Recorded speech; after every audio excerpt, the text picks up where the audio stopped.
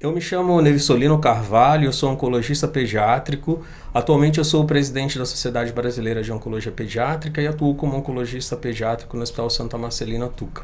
Hoje eu vou ter o prazer de poder conversar com vocês sobre neuroblastoma, compartilhando uma série de histórias com 2 pais de pacientes e com uma psicóloga. Eu sou Carol Peixoto, sou mãe do Vitor, foi diagnosticado aos 2 anos com neuroblastoma, fez o tratamento, está em remissão, tudo bem.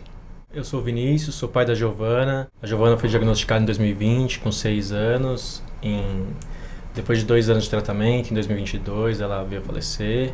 Estamos aqui para dividir um pouco essa experiência toda. Eu sou a Vanessa, sou psicóloga, voluntária do Beabá. Para começar a falar um pouco de neuroblastoma, eu quero contextualizar um pouco o que é o neuroblastoma. O neuroblastoma, ele pode ser considerado o câncer sólido que não acomete o sistema nervoso central como o câncer mais frequente da infância. É um tumor que se deriva de células embrionárias, de células do tecido neural simpático, e é um tumor que ele é multifacetado.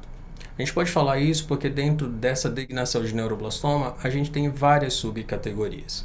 Tem neuroblastomas, por exemplo, tem um excelente prognóstico com muito pouco tratamento. E por um outro lado, a gente tem um tipo específico de neuroblastoma que a gente chama que é o neuroblastoma de alto risco, que é uma doença muito desafiadora.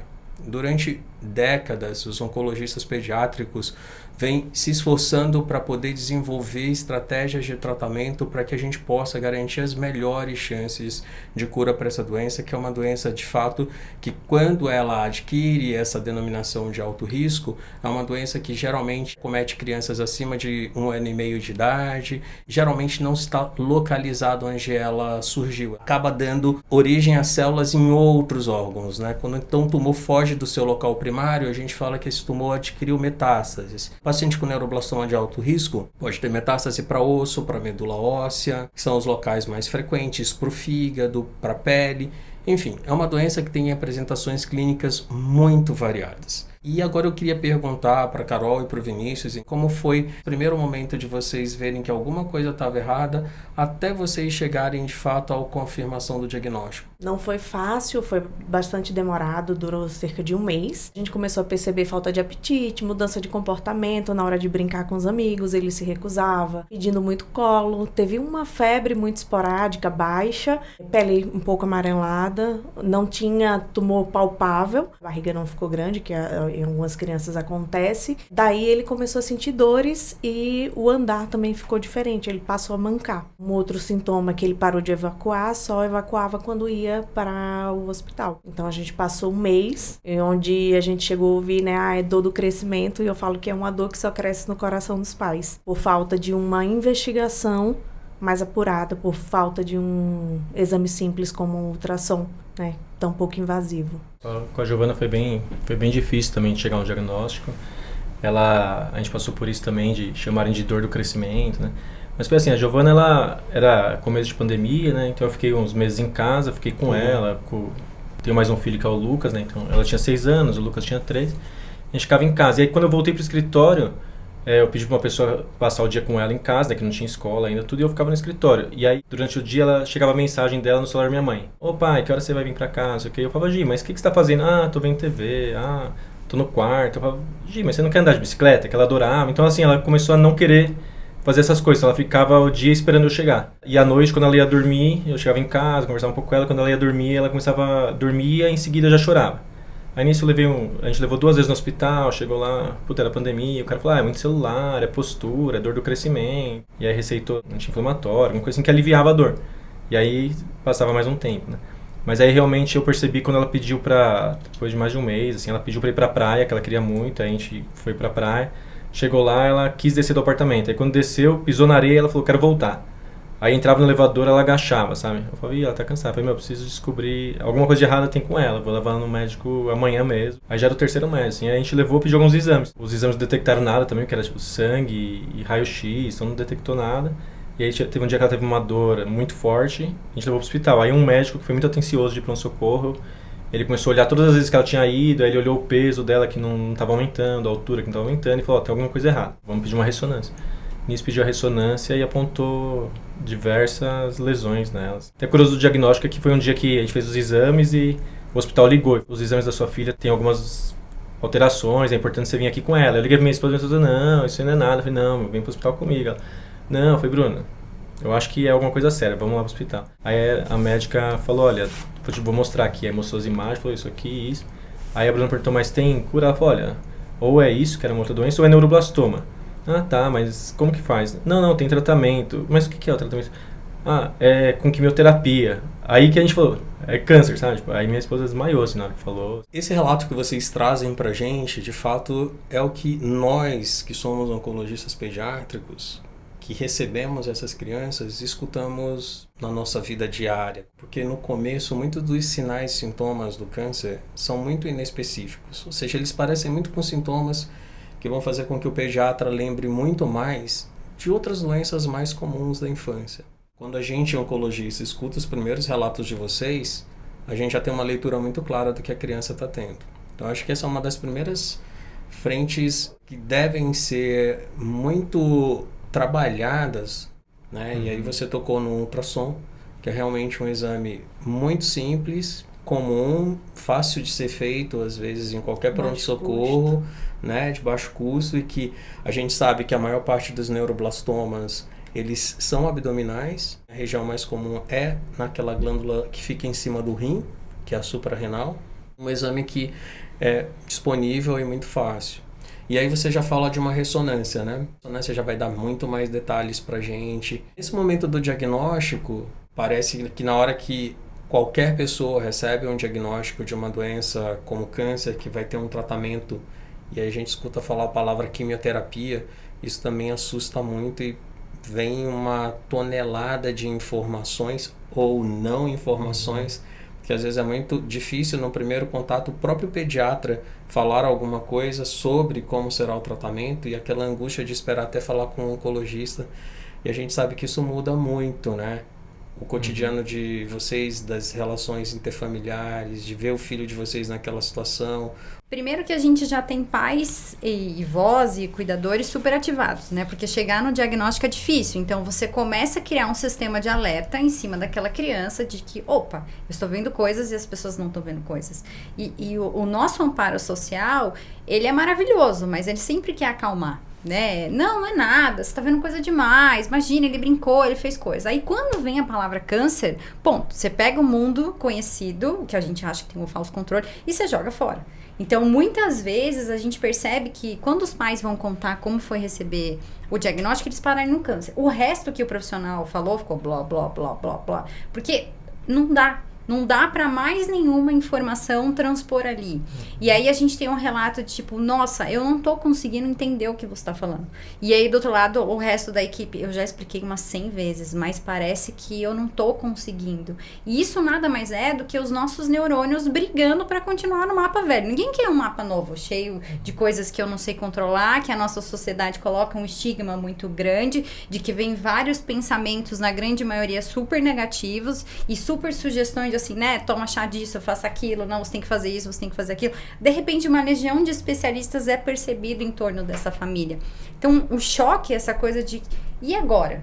Né? E essa demora, como é chegar até o oncologista? Como é que as famílias chegam? Como que a gente percebe as crianças ali, muitas vezes, sem entenderem o que está acontecendo, né? Eu não vou mais para a escola, eu não vou mais brincar, eu não vou mais dormir com meu irmão, de repente eu tô dentro de uma bolha, mas esqueceram de explicar.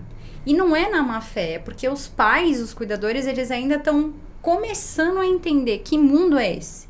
Será que eu demorei para levar no hospital? Sim. Será que eu devia ter brigado com a médica daquela vez do pronto-socorro? Eu sabia que tinha alguma coisa errada, né? Muitas vezes a gente escuta essa fala. Então, é através da própria narrativa que os familiares, eles vão contando e eles vão recontando a história, que eles vão conseguindo construir um significado para ir, opa, acomodei esse diagnóstico. Agora vamos acomodar quais vão ser as fases do tratamento, quais são as reações possíveis, como cada um funciona. Às vezes a gente tem ali as figuras femininas que geralmente são as que colam mais, os pais ficam um pouco mais de fora e a gente também precisa chamar para falar, vem aqui, vamos dividir, como é que vai ser, você sabe que é isso, você entendeu o que o doutor falou? Então é uma necessidade cognitiva no primeiro momento que as emoções estão gritando muito alto, né? E aí tem aquela coisa de proteger a criança, então a criança mesmo fala assim, mas tia Van, minha mãe tá muito esquisita. Você sabia que toda vez que o doutor vem que ela sai pra chorar? E aí a gente vem com uma cachoeira de emoções e toda hora é regulação emocional, porque toda hora vocês precisam construir um mapa mental novo, um mapa mental novo. E a gente não tem controle, né? Então, cada vez que tem um descontrole, esse mapa mental. E aí os pais, obviamente, os cuidadores principais ficam super alertas. Às vezes na consulta a gente precisa fazer perguntas básicas. Você está se alimentando? Quantas horas você está dormindo? Como você está fazendo para se alimentar, por exemplo, dentro do hospital, se ele tiver com uma dieta restrita, coisas do tipo.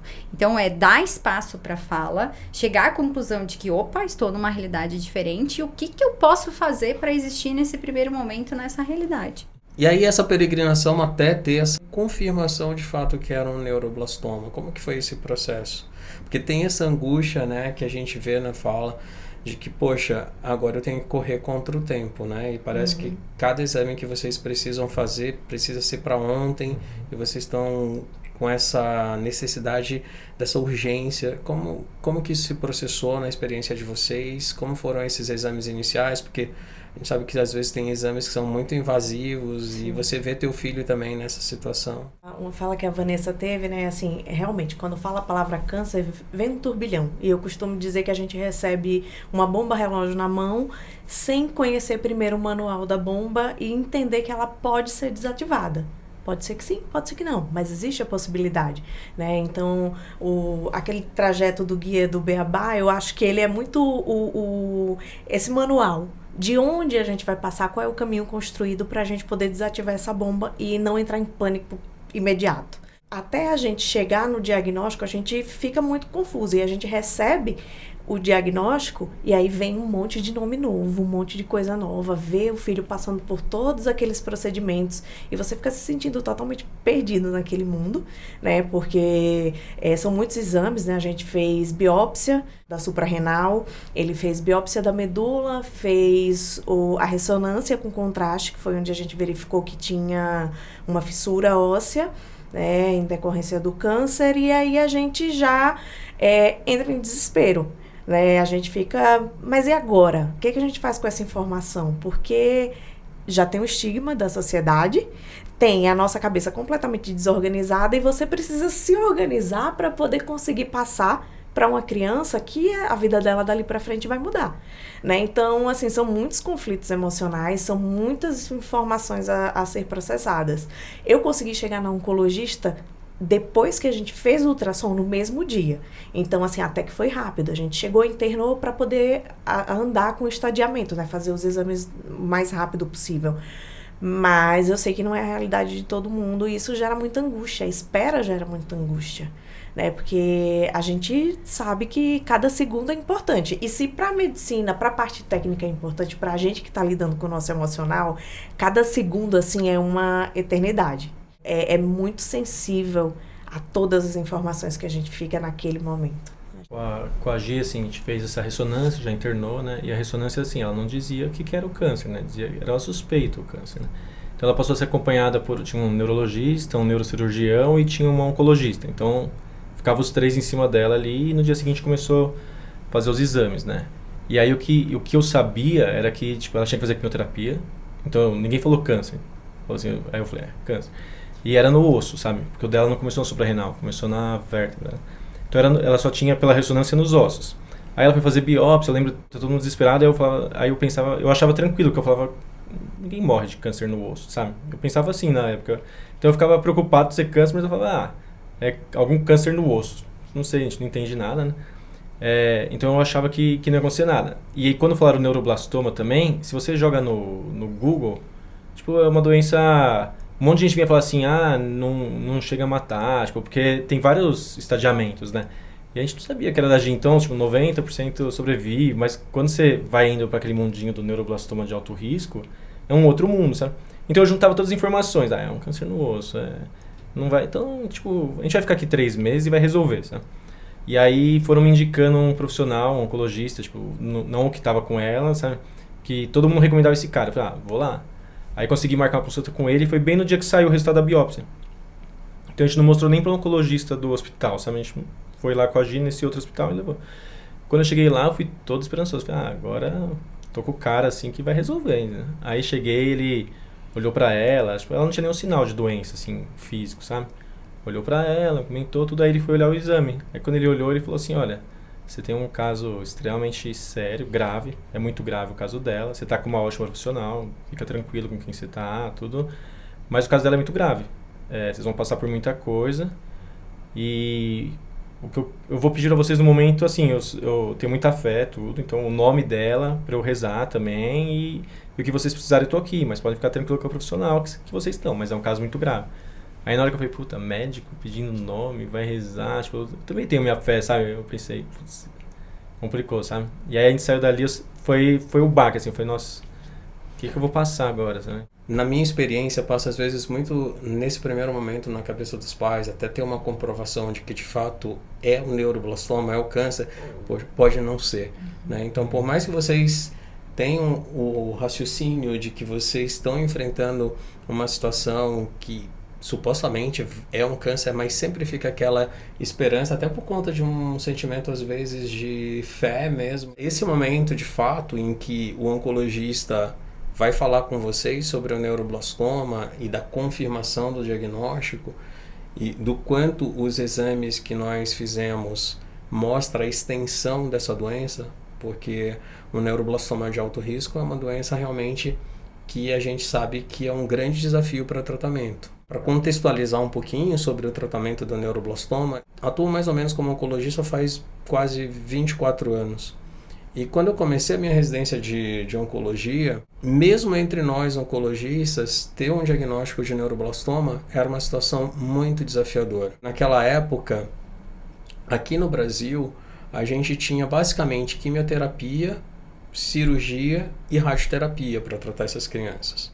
Era muito difícil a gente curar neuroblastoma de alto risco apenas com essas 3 modalidades de tratamento. Então era muito angustiante, porque realmente, de fato, era um momento de contextualizar para vocês que é uma doença grave. Vai colocar, ao longo do tratamento, uma série de momentos de altos e baixos, porque a gente vai ter que conviver com a ideia de começar a quimioterapia, ver como que o tumor respondeu, se o tumor vai conseguir ser operado, não vai ser operado, se vai ser irradiado. Então, todo esse processo é um processo que, naquele momento, aquela linha do tempo era muito clara para a gente. Muitos pacientes, eles até conseguiam eliminar a doença, mas depois de algum tempo fora de tratamento, essa doença acabava se manifestando de novo, que é quando a gente fala que o paciente apresentou uma recidiva.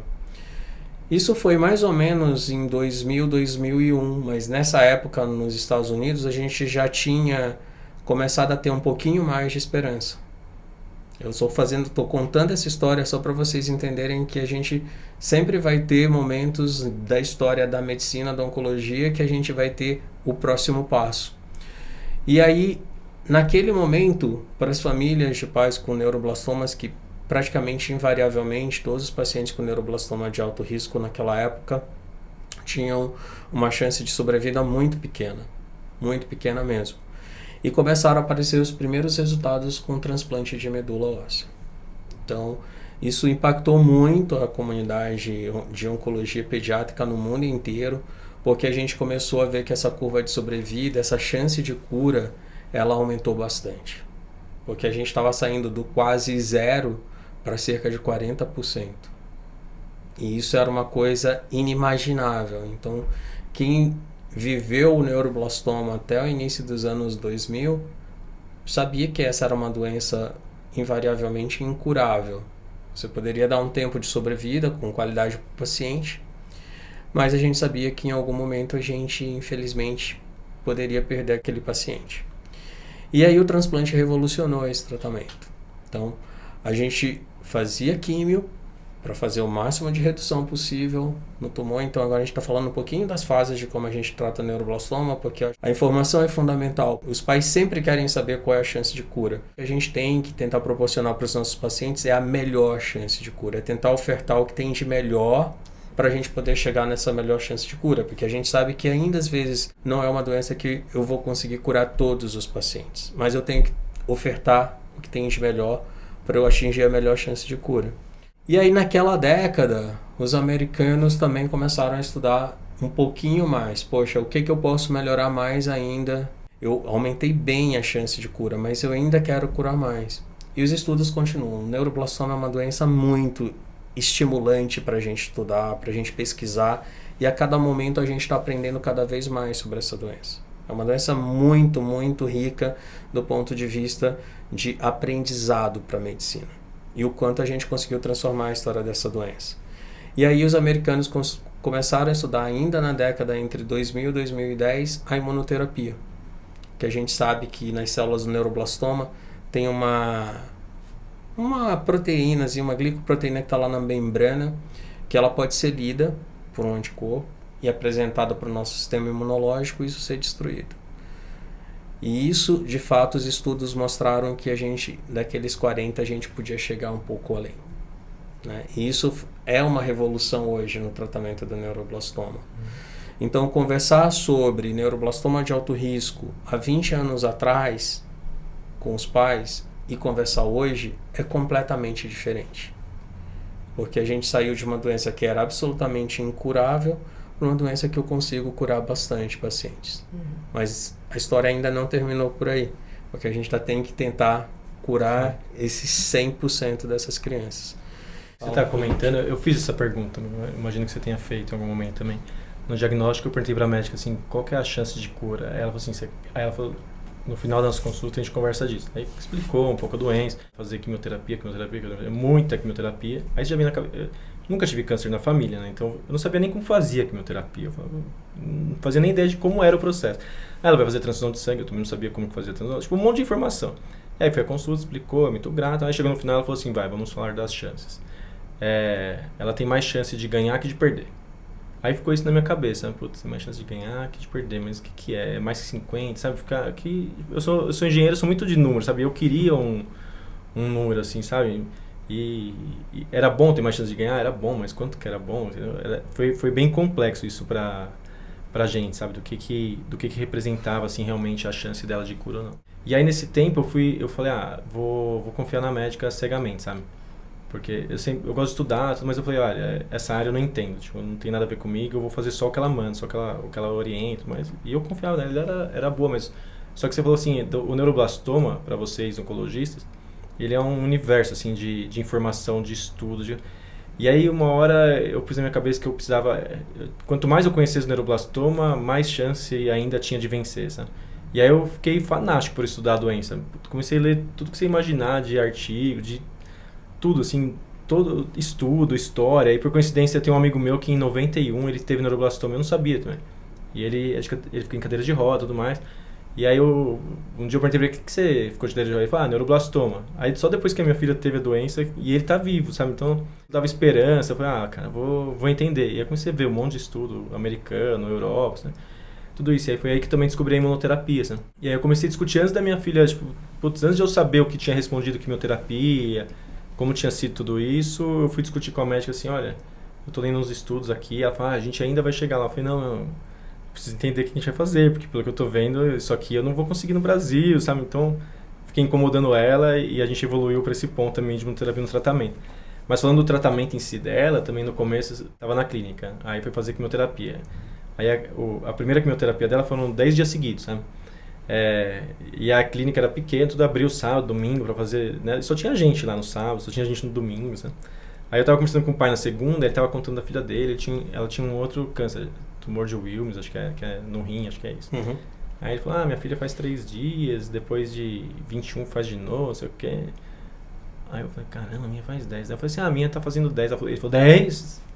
Faz 10 dias seguidos? Eu falei, Aí eu falava, nossa, cara, meu caso é muito grave. Eu falava, meu Deus, ferrou agora, ninguém faz 10 aqui, sábado e domingo só vem eu e a Gi na clínica, tipo, putz, bem... Então, assim, tudo assustava, sabe? No caso tudo de neuroblastoma parece que é pior, sabe? É triste isso, mas você...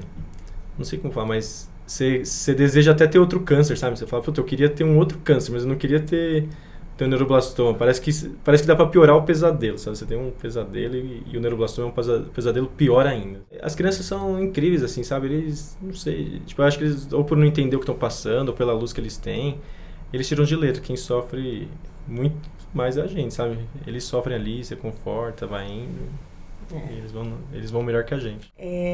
Para mim, particularmente com o Vitor, foi bem difícil. O Vitor era muito reativo às quimioterapias. Ele fazia neutropenia febril com todas as quimioterapias. Então, assim, a gente passou esse período de químio com uma mala pronta 24 horas para ficar no hospital. Então, já teve caso da gente sair do hospital, ter alta, voltar para casa, jantar. Na hora que a gente foi colocar o Vitor para dormir, ele já estava com febre de neutropenia. Então, assim, era muito intenso. E aí a médica olhava para mim e falava, olha, eu acho que a gente vai ter que dar uma mexidinha no protocolo dele, porque ele tá reagindo muito, assim, tá muito intenso a neutropenia. Eu olhava para ele e falava, não vai, não vamos, sabe por quê? Isso aí é medicação agindo. Então, deixa do jeito que tá. A pessoa que não estudou pro negócio, mas assim, eu entendia que era aquilo. Falava, não, isso é o corpo dele que tá reagindo bem, então deixa do jeito que tá. Fala, a gente interna, faz o que tem que fazer até o dia que a criança brincou o dia inteiro. Quando deu 7 da noite, ele encostou no sofá, eu toquei, falei, do nada, ficou quieto, febre. Corre pro hospital, chega lá, faz exame, ele tá com 1000 plaquetas. A mãe entrou em pânico, né? A gente não tá acostumado, apesar de já vir num processo do tratamento, mas assim, 1000 plaquetas, os sangramentos, né, os riscos eram imensos. E dali por diante eu passei a ter mais medo ainda do neuroblastoma, né? E eu não sei se é medo ou se é respeito, é um negócio assim muito, mexe muito com o sentimento, né? A gente fica assustado com a doença e a gente passa até a ter né, aquela coisa pela doença. E desde esse dia eu passei a entender o neuroblastoma assim com mais firmeza ainda, sabe? Porque me impactou muito ver uma criança com 1000 plaquetas. Foi muito forte para mim. Então, por isso que a gente faz as comemorações de aniversário dele, o pai sempre doa sangue e a gente sempre faz campanha na internet para doação de sangue e plaquetas como uma celebração da vida do Vitor e para ajudar outras crianças, porque foi uma coisa que marcou muito no tratamento, foi esse fato. A Giovana, todos os ciclos ela internou, sabe? E se olhava os outros pais tratando, tipo, não era normal internar, sabe? Mas no neuroblastoma você era tão forte que você não escapava, não tinha um ciclo. E aí o primeiro ciclo você internava, que estava com febre, dava alguma bactéria, dava alguma coisa. No outro dava alguma coisa diferente. Então, você fala assim, pô, mas o corpo nunca vai acostumar, mas parece que tá dando a mesma droga, tá acontecendo a mesma coisa, mas cada hora o corpo tá reagindo de uma forma diferente. E a internação é uma nova descoberta. O que será que é dessa vez? Sabe, era bem cansativo as internações, já era esperado também. Diante dessas falas, a tempestade parece que começa lá no diagnóstico e ela só continua, né? Temos quase um dilúvio de sensações difíceis, né? Assimilação, sentimentos intensidade, muito intensos. Intensidade. Os pais com certos comportamentos que têm dificuldade de olhar para o sofrimento da criança, para os sintomas, e não fazem, né, esse insight muito grande que a Carol contou. Putz, eu entendi, 1000 plaquetas não é legal, a gente não pode tocar o tratamento de qualquer jeito sem ajustar o protocolo para quanto meu filho aguenta. Mas você percebe que você contou, a partir daquele momento, não, agora a gente comemora, a gente constrói um significado, a gente conseguiu pegar esse dilúvio e dar um contorno todo. E os mapas mentais, né? Então, espera aí, os pais passam por isso, mas eu tô passando diferente. A clínica tá abrindo no final de semana, mas só pra gente. Que câncer é esse? Eu não sabia nada de câncer. De repente, eu tô tentando virar PhD no câncer para ter algum controle. E aí, às vezes, o controle racional é confrontar o médico. E aí, o médico se sente confrontado, às vezes, não entende um pouco sobre a defesa emocional da família que tá vivenciando aquilo. E aí, tem irmão. E o irmão? Alguém explicou pro irmão o que tá acontecendo? Que a vida dele virou de ponta cabeça e que toda hora a gente tem que fazer uma mala e a gente tem que correr pro hospital. E a quimioterapia, e quantas quimioterapias. E eu tô pensando, peraí, mas o médico pensou pra eu rezar, mas essa médica falou que tudo bem, mas eu li que tem imuno, mas eu conheci o meu amigo na cadeira de roda, agora eu entendi que ele tem neuroblastoma. Então, fazer esse jogo de ligar os pontos e ainda você conseguir viver o seu dia a dia, você cuidar da criança, você cuidar do resto da família, você trabalhar, você prover, você dar conta de existir e regular emocionalmente a si e ao filho, é muito incrível. Assim, eu acho que a condição de regulação emocional que vai fazendo vocês darem conta, em algum momento vem a fragilidade. Ou quando a criança deu uma melhorada, ou quando eu não aguento mais receber notícias que me chamam para outra realidade a todo momento, ou quando eu vejo uma outra mãe que está no processo de neuroblastoma, mas já está um pouco mais para frente e vai me antecipando, não enquanto técnico, mas enquanto familiar, contando das emoções que ela viveu, das coisas que aconteceram, e você já vai fazendo uma projeção ali. E o quanto que é difícil até espaço para se cuidar. Né? Às vezes você vai chamar os pais para um atendimento, não, agora eu tenho que dar banho, não, agora ele dormiu, não, agora eu tô aqui. Ou medo de falar coisas que se deixam mais sensível aí que a criança vai perceber. E como é que a criança vai entendendo o que tá acontecendo com ela, né? Muitas vezes eles confessam assim, não faço pergunta porque toda vez que eu pergunto a minha mãe chora. Ou não faço pergunta porque o meu pai responde com uma gracinha porque ele não quer me contar o que está acontecendo. Ou percebeu que o amiguinho do leito do lado também tem a mesma doença e ou foi de alta ou aconteceu alguma coisa com ele. Então eles vão fazendo uma leitura. E eles são formidáveis, né? O mesmo jeito que eles se regulam para dar conta de quem está ali do lado, eles também precisam de uma informação um pouco mais clara. Então, olha, vai doer. Vai doer, mas vai ser rápido. Dizer que não vai doer não adianta, porque você vai ter que fazer doer 1, 2, 3, 10, 15, 35 vezes.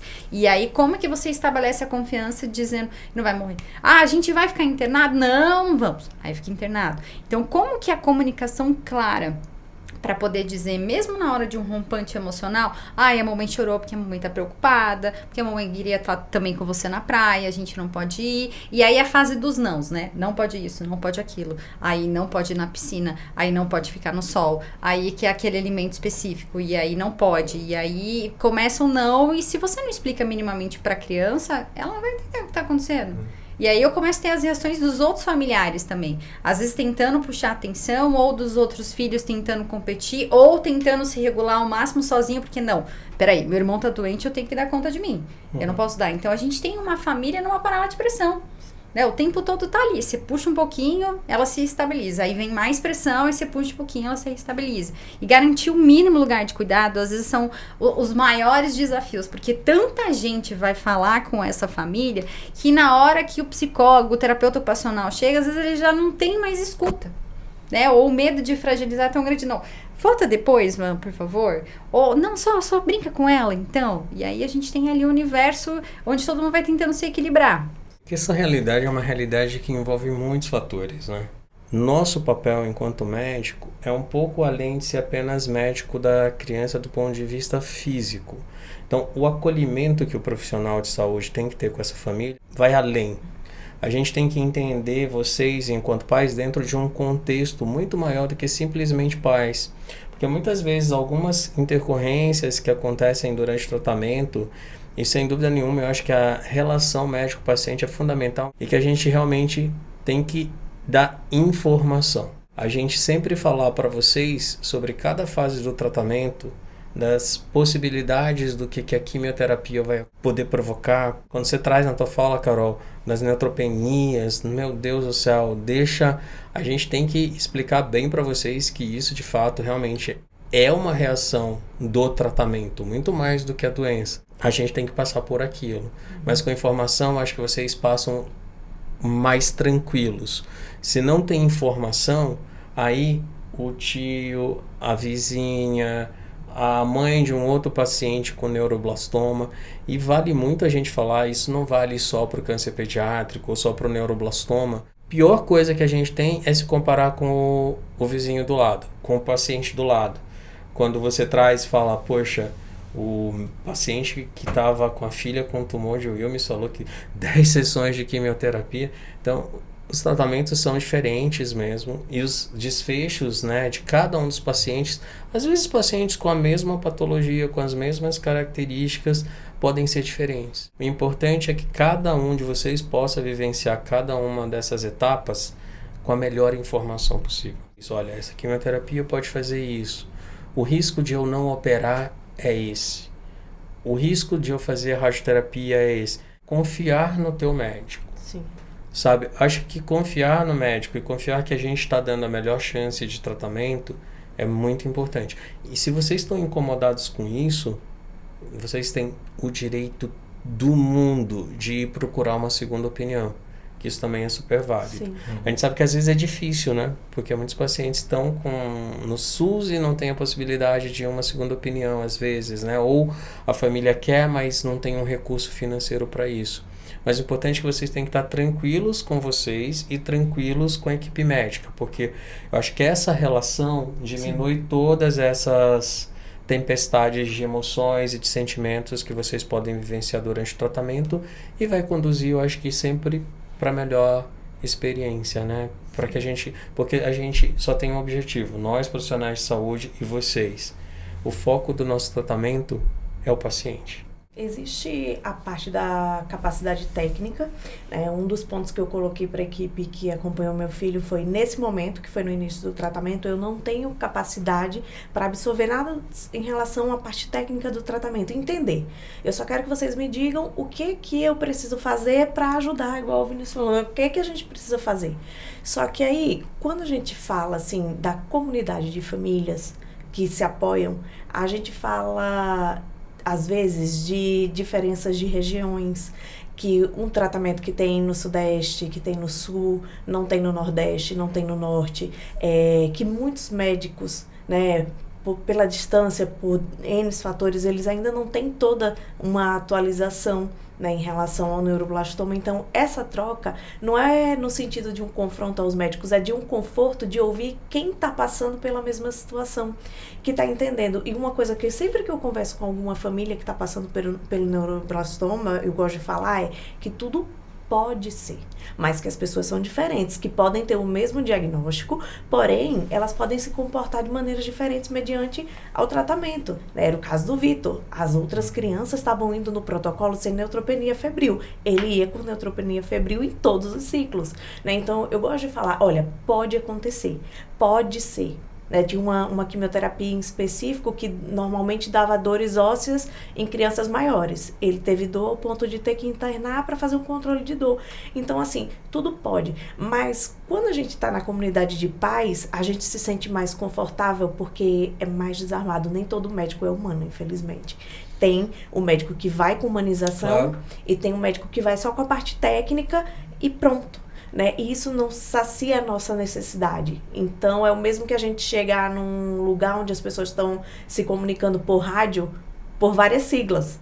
Aquilo é comum a eles. A nós, familiares, não. Pra gente é totalmente alheio e perdido. Então, à medida que eu já entendi uma sigla, não me custa explicar para o colega do lado que aquela sigla significa isso, porque às vezes ele ainda está naquela fase que ele não tem nem capacidade de absorver aquilo. Então, não é um confronto aos médicos, é uma soma de informações para tranquilizar o nosso coração e para que a gente consiga conduzir com mais muito legal isso, porque a palavra-chave é informação, né? É você poder transmitir uma coisa diferente para aquele pai que nem tinha noção de que aquilo poderia existir.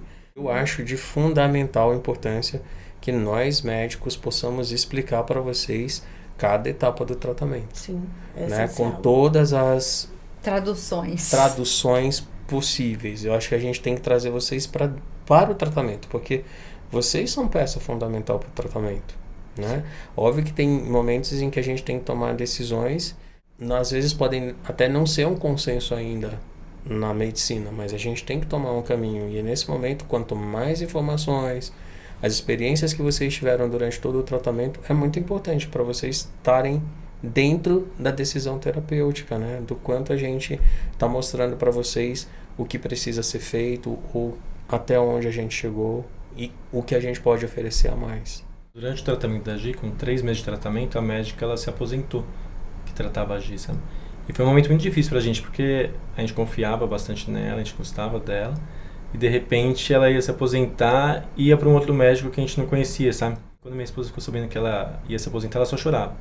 Porque parecia que a gente estava, sabe, desamparado, sabe, acontecer agora. Aí a gente foi atrás, a gente começou, vamos procurar procurar vários médicos, até a gente encontrar a médica que continuou o tratamento dela e que a gente confiou muito, mas confiar no médico resolve metade dos problemas, pelo menos, sabe? Porque é confortável. Senão você não tem paz. É confortável quando você encontra uma equipe médica acolhedora que te explica, né? Por diversas vezes os médicos desenhavam literalmente, porque não é fácil de entender, e eles com todo o carinho do mundo desenhavam. Então, assim, quando a gente tem esse acolhimento, torna tudo muito melhor. E o ideal é que todos tivessem, né? O nosso desejo é que todos tenham esse olhar carinhoso. Essas diferenças também que você apontou, regionais, a gente realmente também sabe. O país é um país de dimensões continentais, com realidades socioeconômicas muito diferentes.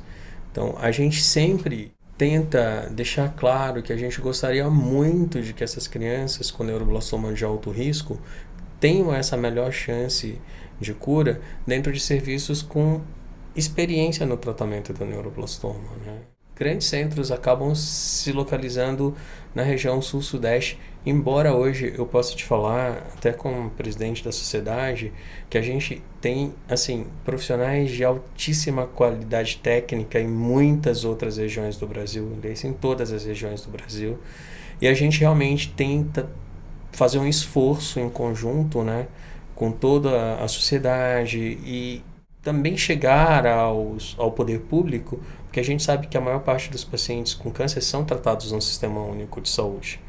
E a gente sabe das limitações do SUS em tentar oferecer os melhores exames, as melhores terapias.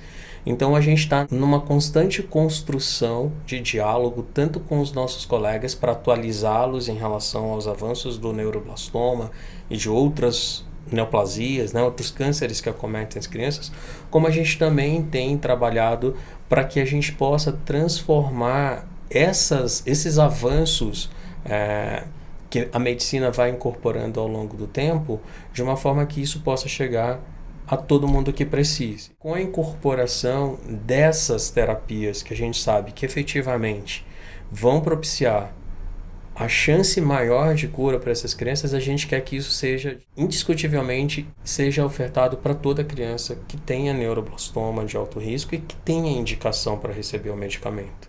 Então, também temos que olhar para um outro lado, que a gente também precisa de uma racionalidade.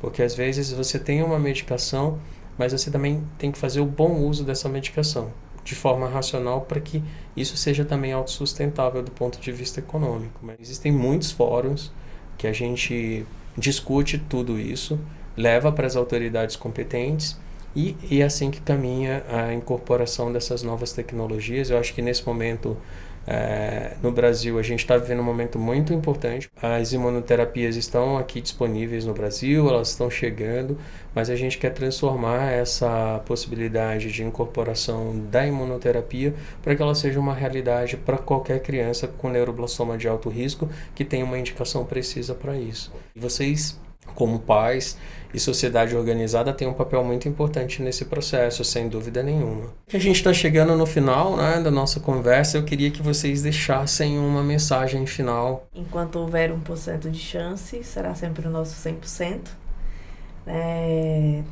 E assim, a gente tem que sempre honrar a trajetória de todos que vivenciaram o tratamento do neuroblastoma.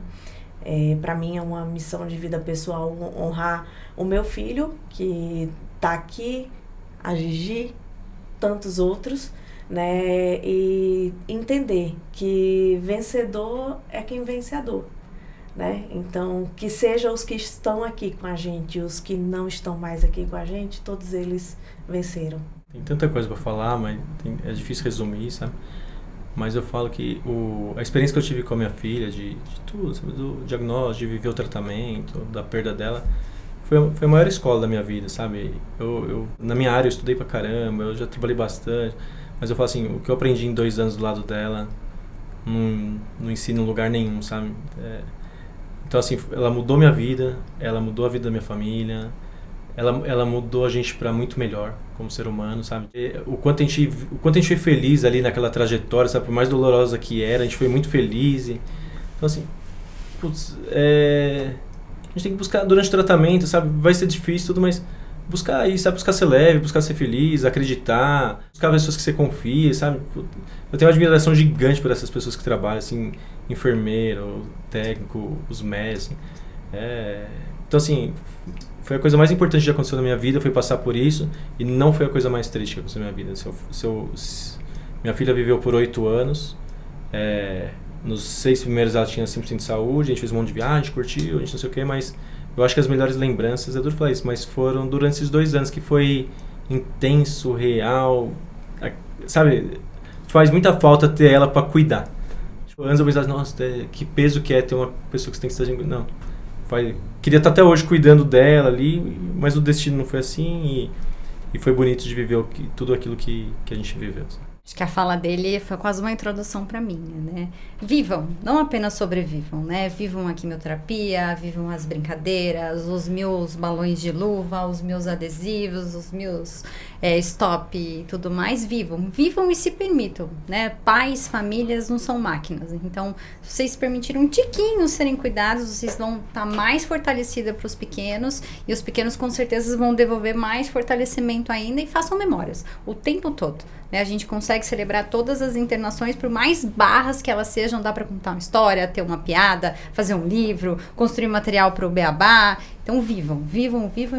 Independente de desfecho, o que a gente tem que fazer é proporcionar os melhores momentos de vida dessas crianças durante esse tratamento. Não é fácil, mas tirar a dor do paciente é muito importante. Seja ela em qualquer fase, tanto na fase aguda, quando está tudo começando, que tem muita dor. A dor do câncer é uma dor muito forte e ela precisa ser encarada. A gente tem uma dorzinha no dedo, a gente já fica muito incomodado. Então, acho que controle de dor, da qualidade de vida para o paciente, independente da perspectiva, que a gente percebe o quanto essas crianças são felizes enquanto elas ainda doentes. Eu acho que não tem dúvida, Vinícius, que eu posso também te garantir que, na minha experiência profissional, o que eu mais aprendi não foi a tratar pacientes com neuroblastoma, oferecer um tratamento técnico, mas do nosso envolvimento de trazer vocês enquanto família e esse paciente para junto, de uma forma que a gente pode proporcionar um pouquinho mais além do tratamento da dor física, mas também de acolhimento de vocês. Vocês podem estar certos que, apesar de a gente saber que não é uma coisa uniforme, mas nós, por essência, a maior parte, temos sim essa missão de vida, que é tornar esse tratamento o menos doloroso possível. É uma escolha que, com certeza, ela tem amor, sabe? Não é... O cara estuda antes de ser médico, oncologista, ele vai escolher a profissão que ele vai ver crianças doentes, ele vai perder paciente, ele não vai ser o melhor remunerado dos profissionais da medicina, que ele podia estar ganhando dinheiro, tudo isso. Então, assim, com certeza, na base daquele profissional tem amor, sabe? Então, a gente encontrou muita gente, assim, com muito amor para dar, assim. Então, é um profissional que eu admiro demais, um oncologista pediátrico, e todos os outros também, mas em especial, que é uma coragem, assim, porque a gente é só nosso filho, né? Tipo, é só, né?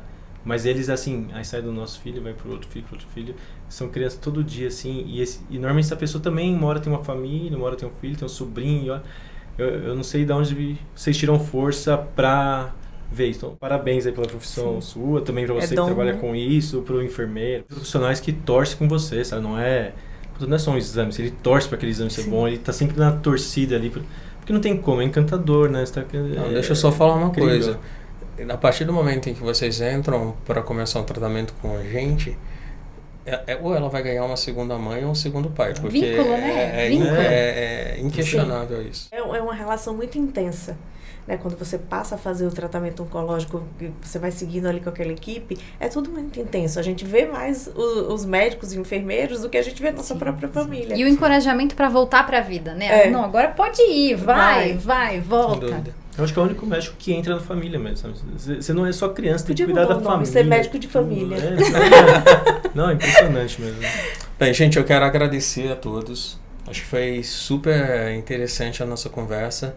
E finalizar dizendo que nós todos estamos aqui juntos para poder proporcionar a vocês, familiares de pacientes com neuroblastoma, momentos de informação, e que essas informações sejam multiplicadas para que a gente possa realmente tentar ofertar para qualquer criança no Brasil o melhor tratamento possível.